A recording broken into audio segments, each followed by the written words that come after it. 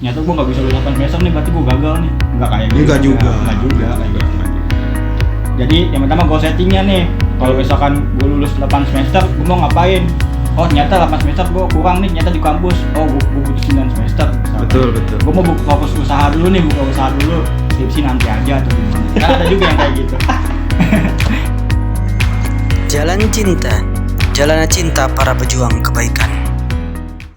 Assalamualaikum guys, Rizwan di sini. Baik lagi bersama gua. Pada kali ini kita akan berbincang santai ya, oke? Oke. Kali ini akan sharing-sharing dan ngobrol ya. Kenalin gua Rizwan Hadi, mahasiswa UIN Jakarta. Jadi hari ini gua mau sharing-sharing nih. Ya. Ngobrol santai sama sahabat gua ya. Dari SMA ya. Ini ada Eko. Halo. Oke, Eko ini mahasiswa UNJ, Pendidikan Kewarganegaraan atau PPKN. Oke. Yang satu lagi ada Wicak ya. Wicak mahasiswa arsitek di Universitas Muhammadiyah Jakarta atau UNJ. Oke. Jadi pada kali ini kita akan berbincang ngobrol-ngobrol terkait dilema mahasiswa semester akhir ya. Kita tahu sendiri ya, anak muda umur 20-an apa ya, banyak lah yang mengalami masalah ataupun galau lah, atau banyak yang sering disebut dengan quarter life crisis. Jadi kita sekali ini akan sharing-sharing teman-teman. Ya sedikit info bahwa teman-teman gue nih ya, sahabat gue ini alhamdulillah udah sidang skripsi. Jadi seenggaknya bisa sharing-sharing nih gitu kan. Ya apa sih yang harus dilakukan mahasiswa semester akhir. Oke. Jadi kita simak ya. Oke, yang pertama gue tanya dulu nih ya. Pertanyaannya ya. Jadi kita tahu sendiri bahwa mahasiswa semester akhir ya pastilah ada kesibukan ataupun ada kebingungan ya. Ada, bingung pasti. Parah.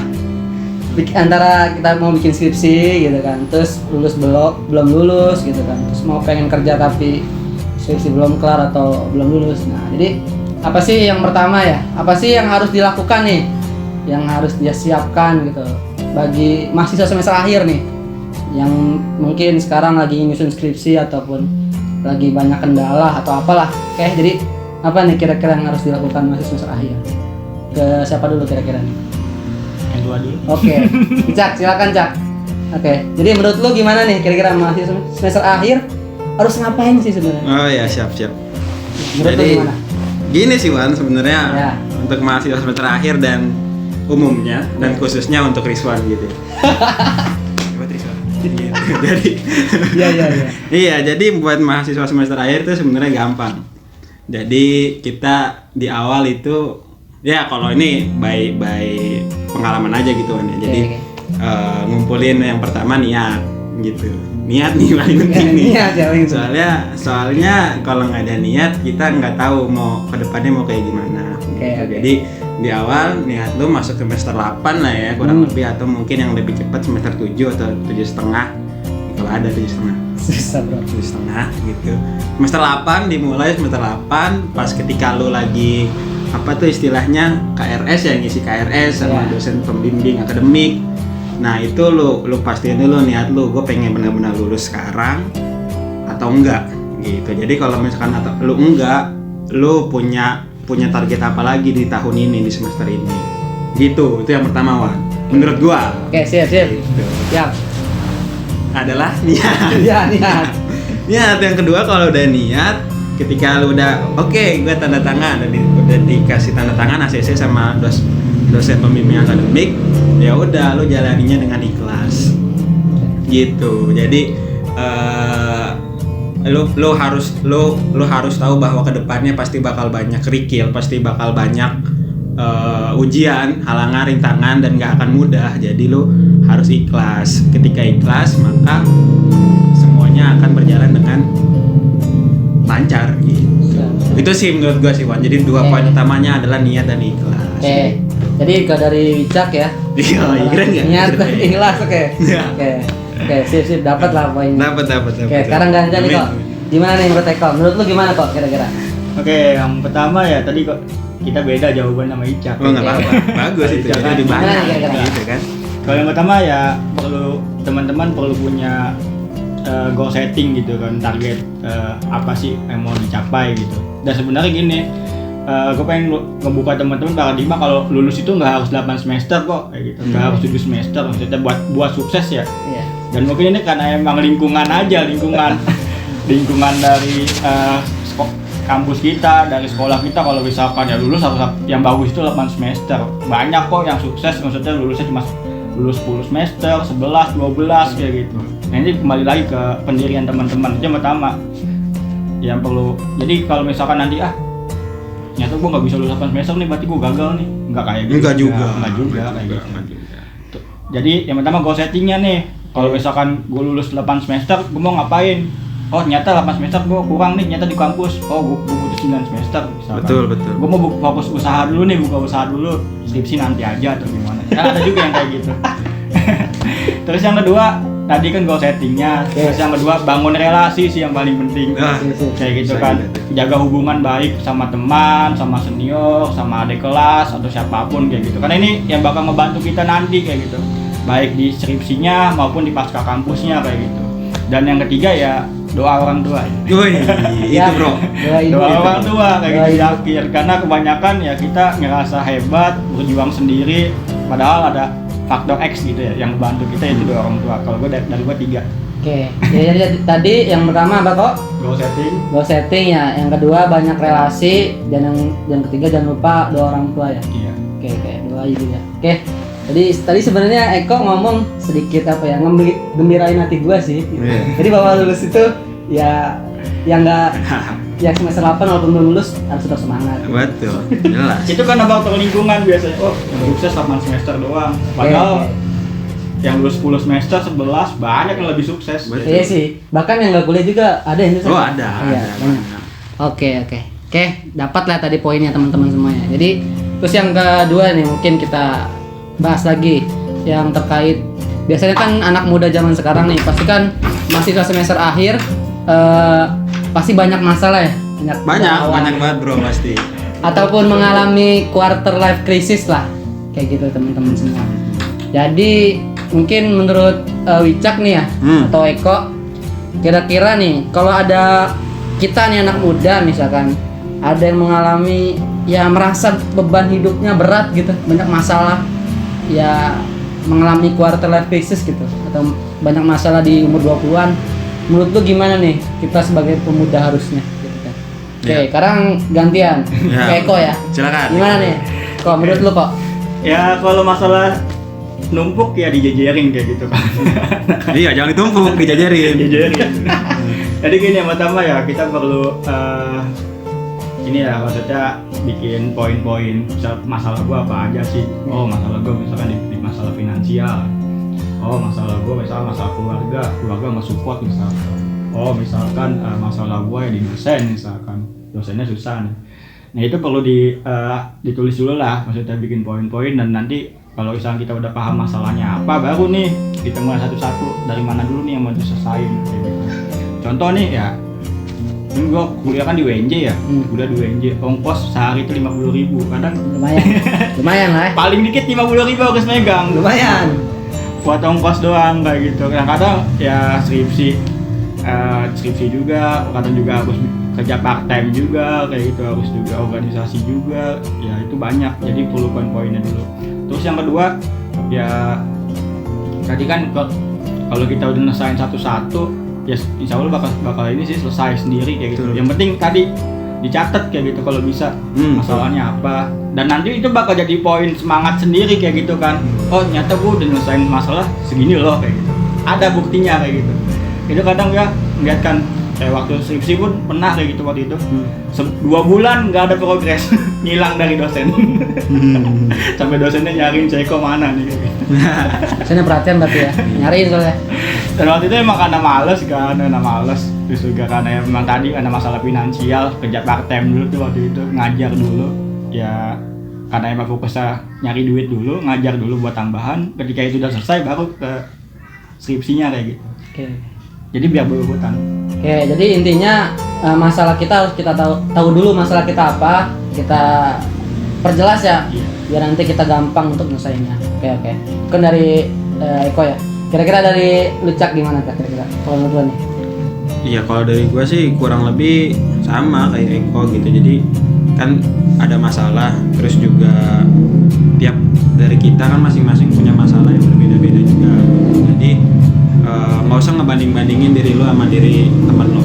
Gitu. Jadi ketika teman lu mempunyai pencapaian tertentu, misalkan ada teman yang nggak punya masalah finansial, tapi dia mohon maaf rada blow on gitu. Ada ya berarti ya? Ada Ya, banyak. orang kaya tapi nggak pintar. Iya, intinya gitu. Kayak Ada yang nggak terlalu kaya tapi dia pinter gitu, Oke. masing-masing, dan banyak lagi halnya gitu. Ada yang ya banyak hal lainnya yang nggak bisa disebutkan juga gitu. Jadi ketika lo punya tujuan dan ketika lo tahu masalah lo artinya telah mengenal diri lo sendiri gitu. Jadi poinnya adalah lo kenali dulu diri lo sendiri gitu kan. Jadi kalau lo nggak mengenali diri lo sendiri, lo nggak bakal tahu apa tujuan lo nggak bakal tahu apa masalah lo gitu sih. Jadi intinya harus kenalin diri sendiri. Betul. Oke, tadi nih Icak singgung bahwa ada yang nggak percaya diri. Ya, jadi nyambut. Jadi sekarang nih bahas kira-kira pasti kan sekarang gue sering banget nih ngeliat di sosial media nih banyak anak-anak muda yang update status lah, apakah di Facebook, Instagram atau Twitter gitu. Kadang-kadang tuh ngebandingin diri sendiri dengan orang lain gitu. Misalkan dia tuh enak ya kayak gini, punya banyak duit, dia tuh cantik dan ganteng. Nah, pasti kan ada orang yang istilahnya di kamar terus ataupun gimana yang merasa insecure gitu ya, nggak percaya diri. Nah, menurut lo nih gimana Cak kira-kira? Kalau ada pemuda nih yang insecure gitu, nggak percaya diri, sering ngebandingin diri sendiri dengan orang lain gitu kan, merasa diri dia tuh paling susah, gitu. Paling banyak masalah lah. Iya. Menurut tuh gimana kira-kira kalau ada orang yang insecure gitu? Oke, coba.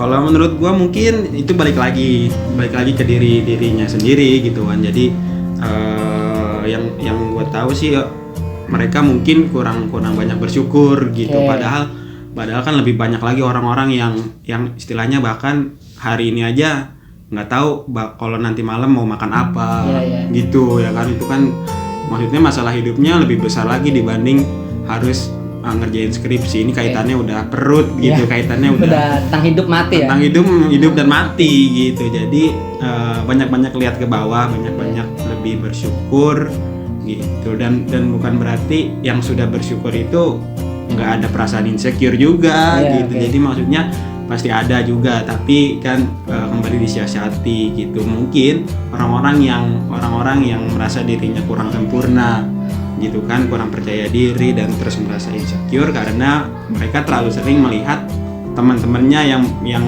terlebih dahulu mencapai sesuatu gitu. Padahal kita kan berlari di zona waktu yang berbeda gitu. Kayak Rizwan, Eko, Ane dan teman-teman yang lain itu punya medan dan tracknya masing-masing gitu. Jadi gua rasa nggak apple to apple kalau untuk dibandingkan dengan suatu variabel kesuksesan yang sama gitu. Artinya kita berjalan di waktu masing-masing ya. Betul kita punya sekali. zona waktu masing-masing ya. Iya betul. Banyak-banyak bersyukur lah intinya.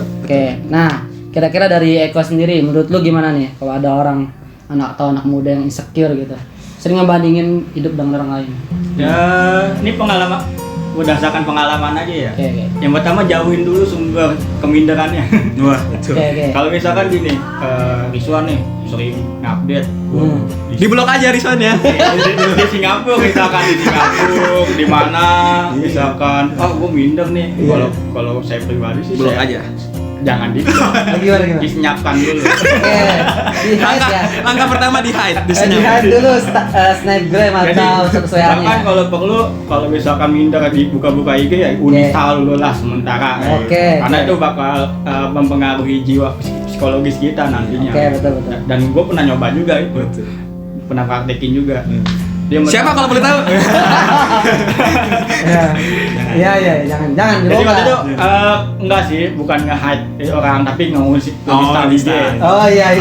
Bulan waktu itu pernah. Hide juga nggak apa-apa.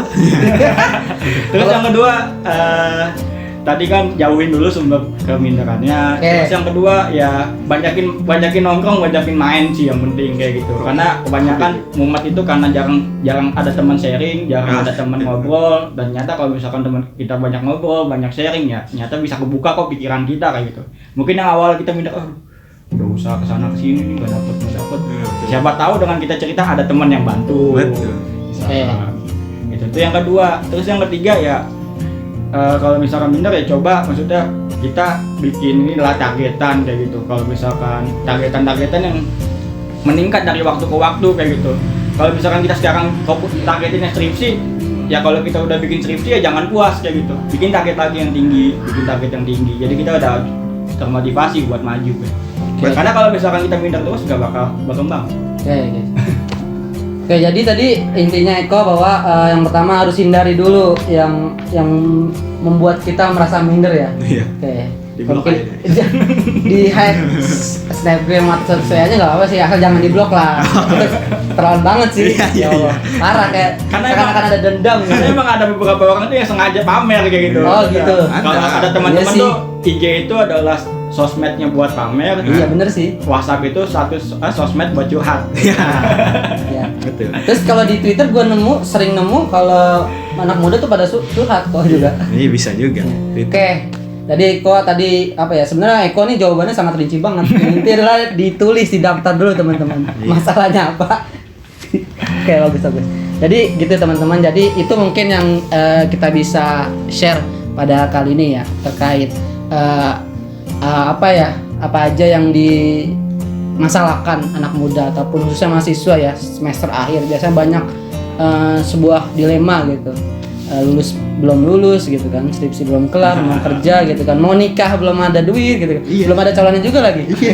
Ya gimana ya itu ya gitu aja. Jadi tadi intinya lah kita gua tarik nih intinya ya, benang merahnya ya, bahwa kita yang pertama harus banyak bersyukur gitu ya.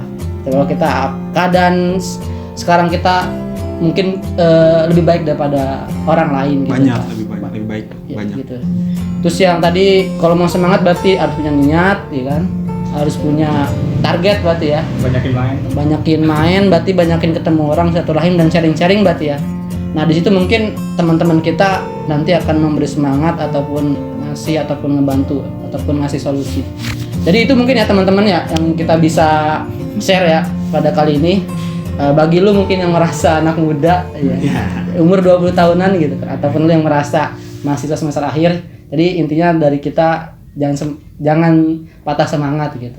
Ya ada kuat. Oke, boleh silakan. Lebih baik capek di usia muda daripada capek di usia tua. Oke.